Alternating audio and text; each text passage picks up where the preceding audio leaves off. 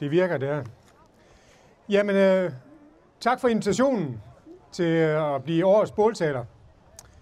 Jeg har egentlig skrevet en tale, men vil starte med en lille anekdote. Fordi for 1,5 år siden, der havde Aalborg Kommune besøg af en skoleleder fra Canada. Han hed Dan Martin, og han var heroppe i Vesterhassing og se vores skole. Og jeg snakkede lidt med ham.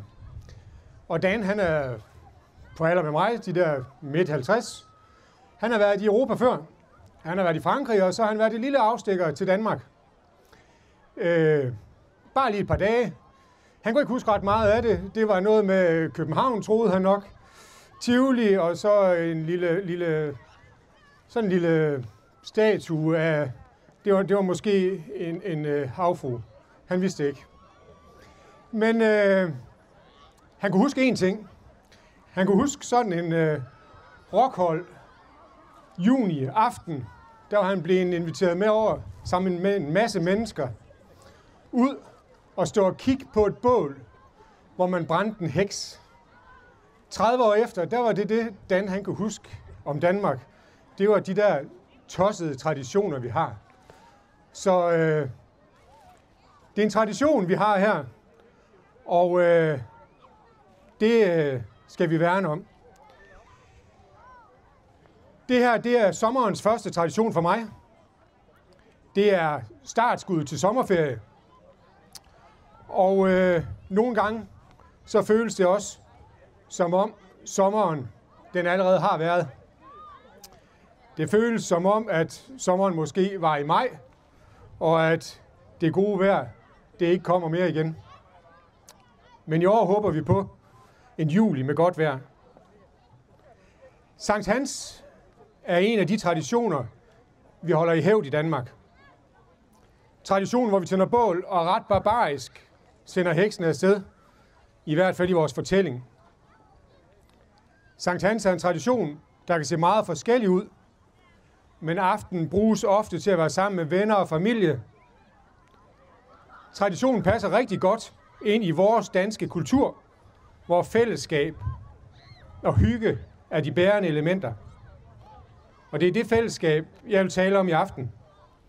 For jeg tror på, at det er vigtigt for vores samfund, og at det er en af grundpillerne i den skole, hvor jeg har min dagligdag. Men hvorfor er fællesskab så vigtigt? Og hvor har vi egentlig brug for det? Og er det noget, vi snakker om, mens vores samfund bliver mere og mere individualiseret?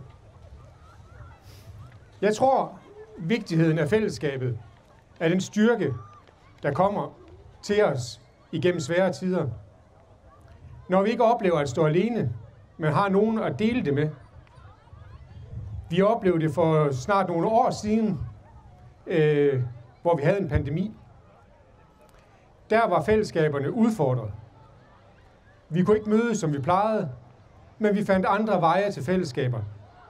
Det var via computeren, via sang, via tv, eller via gåture, og meget, meget andet.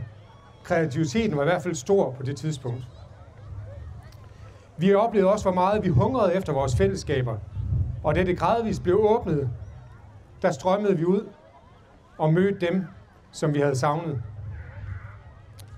Lige nu har vi heldigvis ikke en pandemi, men der er nok af sorte skyer, når vi kigger ud. Vi er midt i en svær tid ude i verden lige nu. Vi hører dagligt om krigen i Ukraine og krigen i Mellemøsten. Vi hører vanvittige udtalelser fra verdens mægtigste mand i USA. Og vi oplever økonomien, der vakler under os. Det er øgede udgifter til militæret, og det er nogle mærkelige toldsatser, som vi ikke helt forstår. Var det de oplevelser, der fik lov til at fylde alt i os, så vil vi hurtigt blive deprimeret og gå rundt og bekymre os hele tiden. Men heldigvis er det ikke tilfældet. For her tror jeg også, fællesskaber hjælper os. Vi fokuserer på det nære og de mennesker, vi holder af. Vi engagerer os i andre mennesker og søger fællesskaberne i vores nærmiljø. Til sådan fællesskaber er det lille landsbysamfund helt unikt. Og her i Vesterhassing er der også en helt særlig opbakning til fællesskaberne i byen. For mig står der 2 klare eksempler på det, som er sket her det sidste år. Den første, det foregår lidt i min egen boldgade. Det var da vi på skolen engagerede Knæk Cancer. Hele byen var med i det fællesskab, der blev skabt i den helhedsuge i oktober. Knæk Cancer-ugen, det var en skoleuge, hvor alle elever på kryds og tværs af årgangen samledes for at samle penge ind til Knæk Cancer. På tværs af skolen havde vi nogle fantastiske dage, hvor elever blev sendt ud i byen og gør gode gerninger. Der blev samlet ind til loppemarkedet fra byens borgere, og vi søgte støtte fra byens erhvervsliv. Der foregik en væld aktiviteter for at samle penge ind til kræftforskningen. Det hele kombineret med en kæmpe fest på skolen, hvor alle var inviteret ind. Måske kom der flest med tilknytning til skolen. Måske var der flest elever, personale, forældre og bedsteforældre. Men vores del af byen var i hvert fald lukket af parkerede biler, og skolen var fyldt med mennesker, der var samlet for en fælles sag. Følelsen den dag var, at vi var samlet om noget større end bare os selv, og der blev samlet næsten 177.000 kroner ind fra Vestassing by. Et imponerende beløb fra byen. Den anden episode, jeg vil fremhæve, skete ikke på skolen, men hos vores naboer i VHG. Forrige weekend inviterede de til en kæmpe byfest for at fejre 100-årsjubilæet for foreningen. Det var et helt forrygende arrangement, der var stadig på benene. Der var noget for alle, og de frivillige i VHG havde brugt mange timer på at forberede den helt store fest for både børn og unge og de fest- og musikglade. Den fest var for mig endnu en hyldest til fællesskabet. Og det var en fin fejring af en forening, der er 100 år på bagen til december. Bag sådan arrangementer, og sådan et arrangement som i dag, der er der altid nogle ildsjæle, en styregruppe og en masse frivillige. De vil skabe noget for os andre og bruger meget af deres tid på at planlægge og udføre. Disse frivillige, eller ildsjæle, som vi er nødt til at kalde dem, skal vi huske at værdsætte. Deres engagement er med til at tilbyde os andre fællesskaber, som vi kan træde ind i, og som giver os værdi. Ofte er det eneste, der forlanges af os, at vi møder op og giver vores tid. Fællesskaber er ikke bare en givet ting. Og op på skolen bruger vi meget tid på at opdrage eleverne til fællesskab og dyrke fællesskabet, når det er muligt. Vores værdier på skolen er for eksempel fællesskab og læringslyst, og det er med disse værdier i mente, at eleverne gennemgår 10 års skolegang på Vestassing Skole.